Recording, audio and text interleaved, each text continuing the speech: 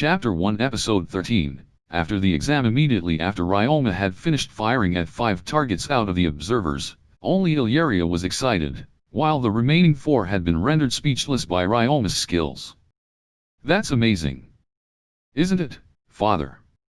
Why, yeah, L thought bows were to be aimed slow and steady, but he could fire it quite fast.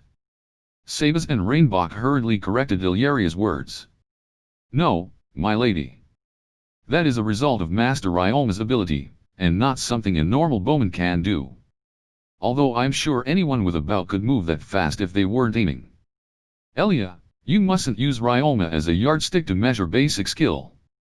It's impossible to achieve such accuracy and speed at the same time for the average person. Few people in the army would be capable of such a thing. Really? Ryoma's amazing. He certainly is, but it seems like we may have underestimated Ryoma's abilities a little. Ryoma himself wasn't aware of it, but his training in his previous life, combined with his battle experience in this one, had increased his abilities beyond that of a regular human. After the exam on unmoving targets, there was the exam on mock clay pigeon shooting. Ryoma stood at the designated line with his bow raised, facing the wall opposite to Illyria and the others, so neither they nor the examiner could see Ryoma's expression. His concentration was focused to its limit and there was no sign of impatience, nerves, nor excitement or over-enthusiasm in his demeanor. He was the picture of serenity, his emotions completely suppressed as he faced straight forward. While his appearance was youthful, he was a man toughened over nearly 40 years of his previous life. As a result of that, his concentration was wasted on daily activities a lot, but it was vital to when he was doing repetitive and simple tasks. Even Ryoma's old colleagues and superiors who treated him badly acknowledged that part of him, encouraging him as a working machine when convenient for themselves. But that wasn't where Ryoma originally excelled the most in concentration. Ryoma made the most use of his power when practicing the martial arts he had been learning from childhood.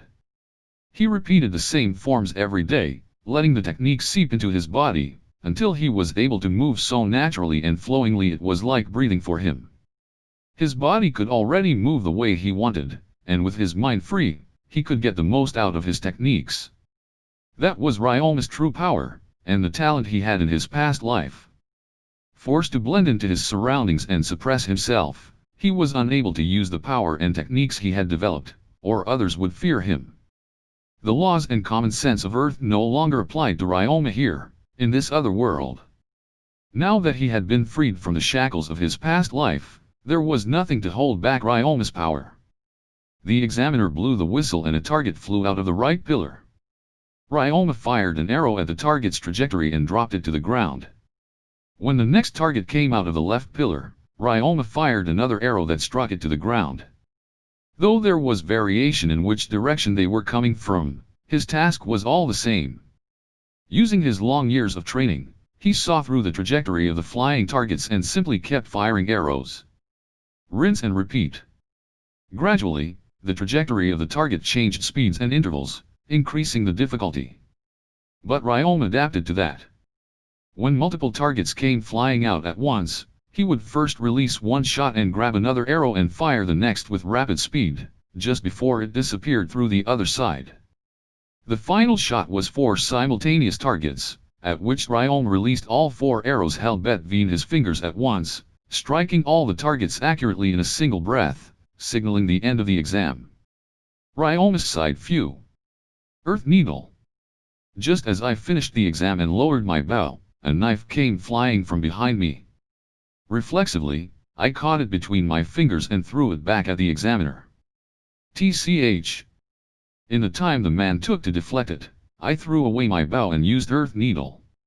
I broke the thin piece of stone that grew in front of me at the base and braced it like a makeshift lance. Stop. My bad, my bad. That's the end of the exam. You passed the first, second, and third tests, so please put that dangerous thing away. I couldn't feel any hostility from the man.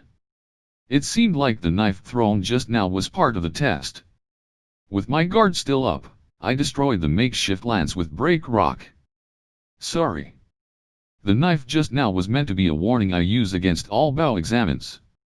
Many of them let themselves forget their surroundings when focusing on the targets. I used to tell them that if this was the forest and my knife was a monster, they'd be dead. Most of them argue back that this is an exam situation, while others accept it and thank me.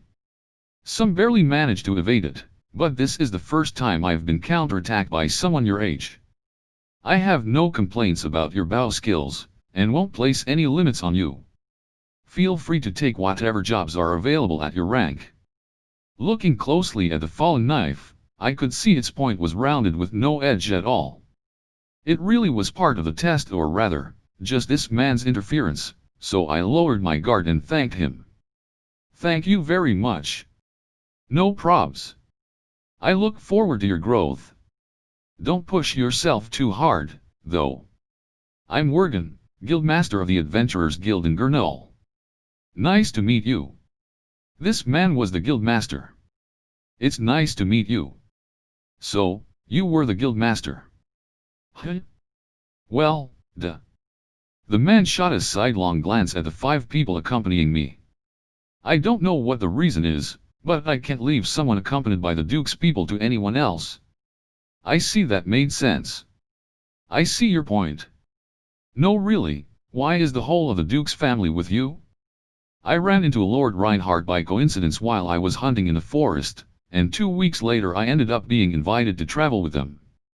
Just what kind of situation is that? Excuse me for interrupting. If the examination is over, may we hear the results? Sabas cut into our conversation and spoke up. Upon closer inspection, Illyria was also waiting for their salts nervously.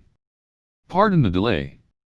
He passed with flying colors and will have no request limits placed on him. There seem to be no problems with his abilities. Then congratulations are in order, Master Ryoma.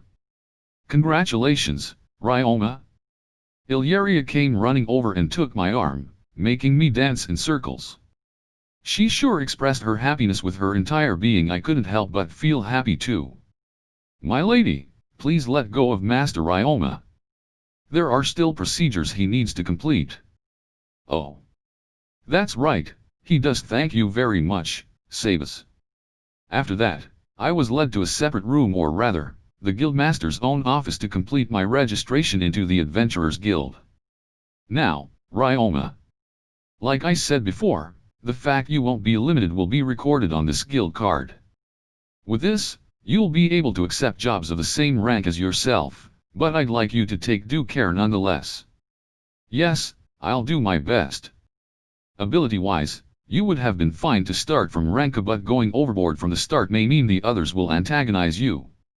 I'm sure you'll be able to steadily work your way up from G rank. Thank you for your consideration.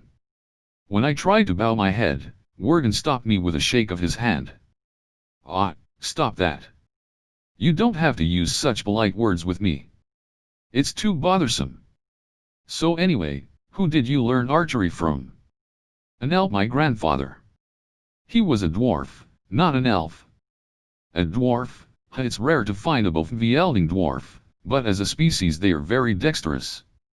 There are still masters at archery among them, though not as many as elves. Well, whatever. Your registration is complete. All that's left is this. The Guildmaster held a letter out to me. What's this? An introduction letter to a blacksmith I know. Based on your actions after I deflected the knife, you can use spears too, right? The blacksmith also has stock from outside sources, so there's quite a range of items. Go find a weapon that suits yourself there. They don't specialize in armor, but there'll still be some decent stuff. It'd be better than buying at an unknown store. That was something I was honestly grateful for. Thank you very much. I will go when I need new equipment. I thanked the Guildmaster and left the room. The day was getting dark, so after meeting up with the others who had been waiting in another room, we all headed back to the inn, where I remembered something. Come to think of it, Sabas. You can buy stone material for crafting statues at this inn, right? Yes, you can. Are you going to craft something again? Actually, I received a protection from a god I had never prayed to before during the baptism today. I was thinking of making a statue for him. I see. May I inquire as to whose protection you received? Yes, the status board said it was the protection of Tekken, god of wine. Tekken, the god of wine. It's rare for a human to receive that protection. On top of being the god of wine, Tekken is also the god of craft.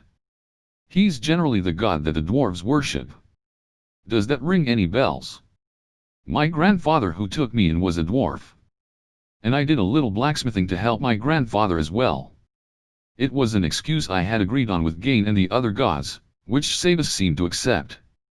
I see, that must be the reason. Something back then must have triggered Tekken's interest in Master Ryoma. Although I do wonder why it wasn't the protection of the god of craft, the protection of the god of craft. Tekken has two types of protection he can bestow, one as the god of craft and one as the god of wine. The effect of each protection is different. The protection of the god of craft accelerates skills like blacksmithing, making it easier to create good items. The protection of the god of wine prevents you from getting drunk or hungover. It also brings fated encounters with good alcohol, increasing your chance of obtaining them. While people will be envious of this protection, there's no particular issue in revealing it. Is that so? We've gone off topic, but you wanted stone materials for crafting a statue of Tekken, is that correct? Sabus asked, reaching into his item box and taking out the stone block I created from the landslide dirt. This is the stone material that Master Ryoma made. You will need money when in town, and there were a large number of these of a consistent size. I brought them along thinking they could be sold and added to Master Ryoma's funds. And Master Ryoma seems like the type to refuse assistance from anyone else. Thank you for going out of your way to do this. Not at all. As for the statue, it's said that Tekken does not enjoy wastefully extravagant things. It would be best to make a statue with sincerity and delicacy. I also heard that it is good to offer alcohol before the statue. You can purchase an image of Tekken through the inn, along with alcohol. Then I shall do just that. I went with Sabus to the inn worker and told them what we wanted, only to be informed that a rare high-quality alcohol called Karomi's Tears had just been stocked. I was only going to buy 3 bottles to use as an offering, but seeing the change in Sabus's eyes, I decided to purchase Ovo barrels instead. Apparently, it was a favorite brand of Rainbock that only produced a certain amount of stock each year, so it was very difficult to obtain. Sabus thanked me with a wide smile, saying that it was all because of my protection. Could it be that Sabus loved this brand, too? After that, I returned to the room and created the statue, setting up the offering before having a meal, cleaner slime bath, and went to sleep. This ended my first day in Jimel Town.